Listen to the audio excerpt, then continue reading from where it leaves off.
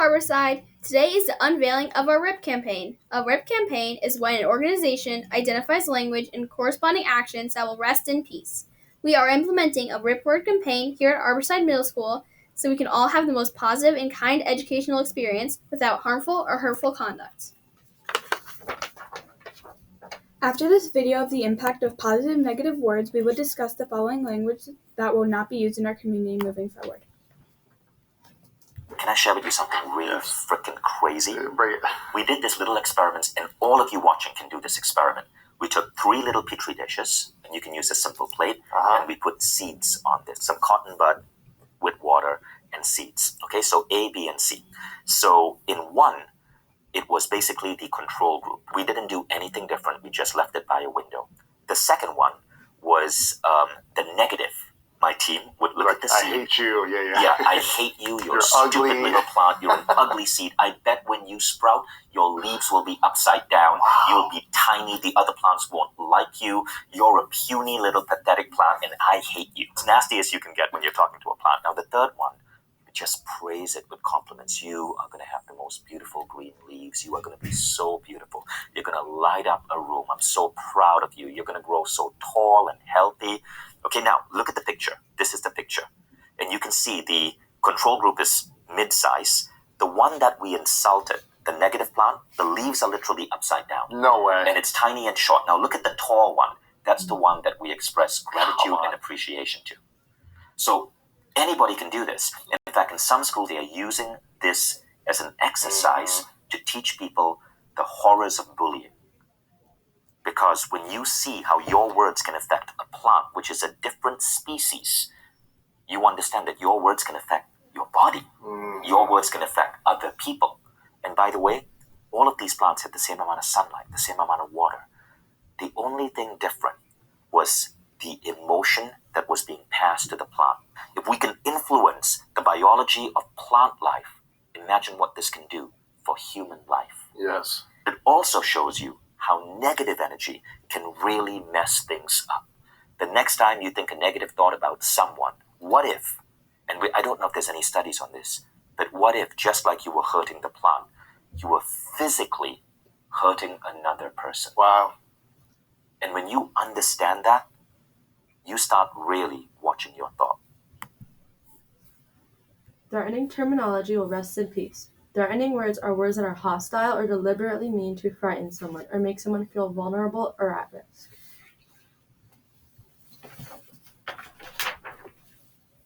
Racially offensive language will rest in peace. Racially offensive language includes any comments that are negatively stated about race, can include racial slurs, racial jokes, offensive stereotyping, or offensive symbols. Any language that is anti-religious will rest in peace. This includes any comments that are hostile or negative towards others' religion, religious practices, or belief system. Rest in peace mean-spirited language. Any comments or actions that make others feel excluded or badly about themselves in any way. Comments or actions that are meant to cause pain or harm.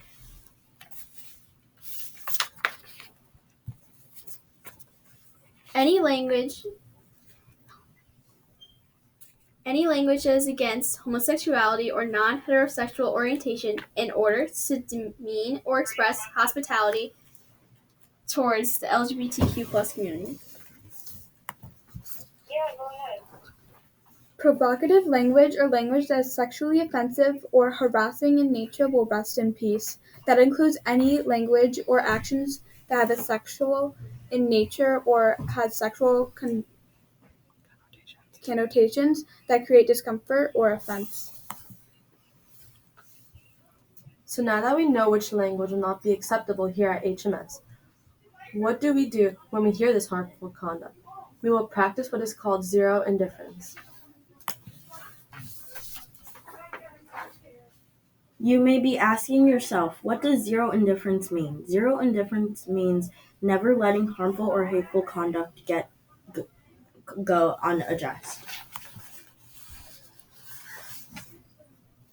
When we are indifferent about negative things that happen, we are silent when we witness harmful behavior, or if we are a target or victim of hurtful behavior. Being different or silent simply fuels the harmful conduct, and being silent makes others think that we accept it or we support the harm. But the worst part of being silent is that the harm is never repaired and the behavior continues.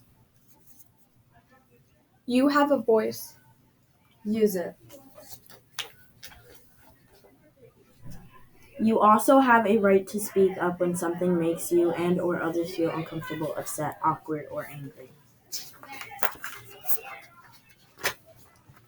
Have you ever been in a position where someone has said something biased, inappropriate, or mean-spirited that makes you uncomfortable or angry, and you want to say something but you're not sure what to say?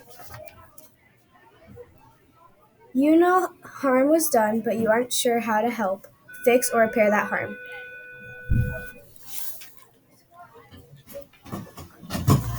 If you are at a loss, tell an adult or somebody that can help repair the harm. If you feel as though you are speaking to somebody who can engage in a safe, meaningful conversation about what you heard, you may choose to call in. If you're in a position where the language is causing harm and the behavior needs to stop and your well-being is also safe, you can call out. Be kindly and calmly bringing attention to the harmful conduct in a public space and say stop. At this time, pause the video, turn and talk. What do you think the difference is between calling in or calling out?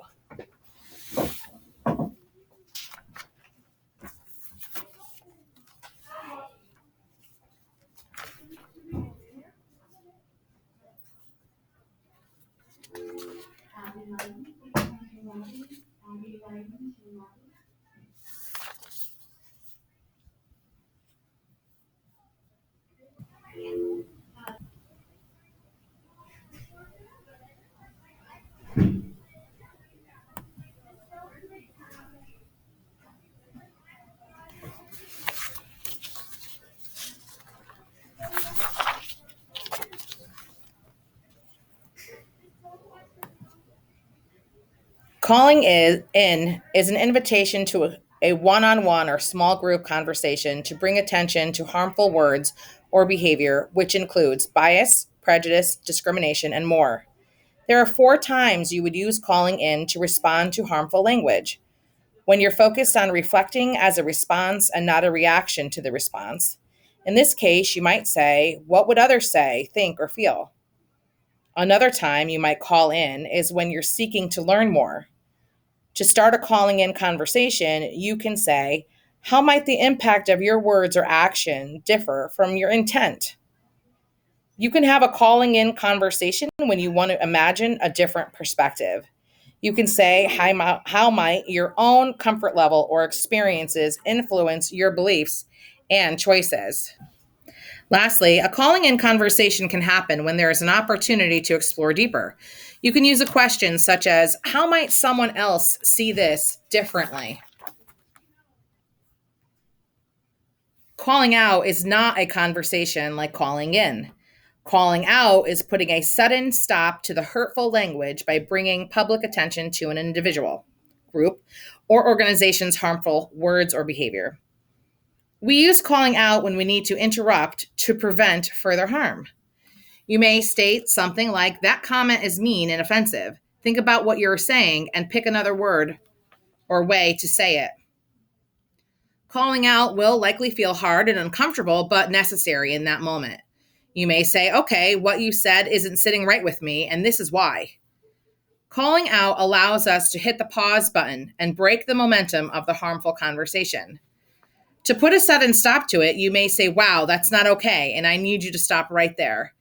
When we need to let someone know that their words or actions are unacceptable, that's when we call out. You can say, "As your peer, I feel really obligated to tell you that comment is not okay."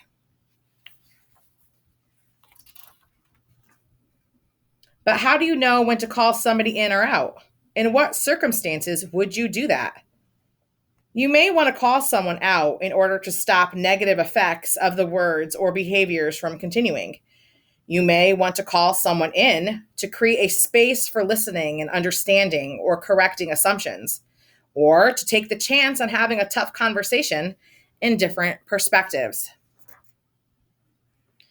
Some things you should think about when considering to call somebody in on a harmful comment or inappropriate comment is whether or not your well-being is safe enough with that person to have that meaningful conversation, whether or not you have a personal connection or relationship with that person so they know that you're coming from a place of respect even though you are challenging or questioning a hurtful comment. And lastly, you will need to consider if the person would even be open to having a conversation about fostering respect towards others. When considering if you should call out somebody for harmful comments, think about if there is an urgent need to pause what the person is saying in order to prevent further harm. Remember, you can make it clear to others that you are not in agreement with what is being said, or you can walk away and tell an adult. Also, think about your influence on the people who are making the harmful statements. If you call them out, will you have influence over them, or will it put your well-being in an unsafe situation? You should also consider what that person's response will be. Have previous attempts been unsuccessful to call this person out by you or others? If calling out does not seem as though it will be successful, speak to an adult. But you can always say, that is not okay, stop, or we are leaving because that is not okay. And then go and get an adult after you pause the harm.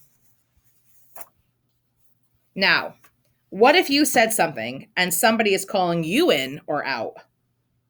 The first thing to do in any situation that feels like a conflict is to practice pause. Take a breath. Listen to what is being said to you. Be the person that considers other points of view before jumping to conclusions and being defensive. If you realize you did say something that is negatively impacting others, acknowledge it.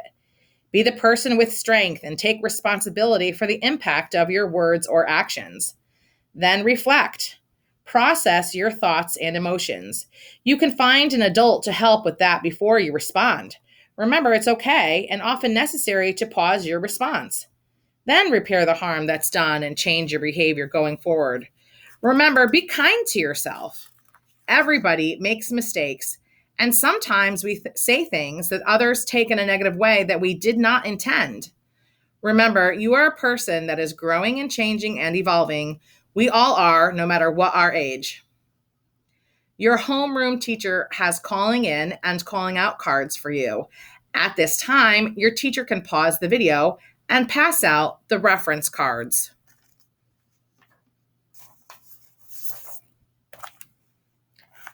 The bottom line is that we all deserve a community where we can be ourselves. We are here to learn and make friends. We want to look back on our time here at Harborside with wonderful memories. You are all the ones who have the power to make that Harborside experience the best it can be.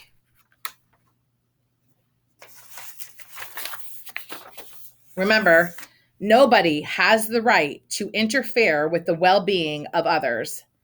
At the end of this Screencastify, you will create a community agreement with your homeroom. Teachers will click the link on the slides that they've received. The link will open up to a forced copy slideshow where you will create a list of ways that we can show respect for one another and commit to kindness. You can be as creative as you would like. You can do this as a whole class, or your teacher can share the document and you can work in groups with a partner or independently. We will be using these home agreements to put up on our hall walls and or to create a whole HMS community agreement. We will take pictures and maybe even videos of you explaining your expectations of your peers. Make sure to put your homeroom number on the first slide and to share with Ms. Vitaletti. Have a great day, Harborside, and remember to be kind.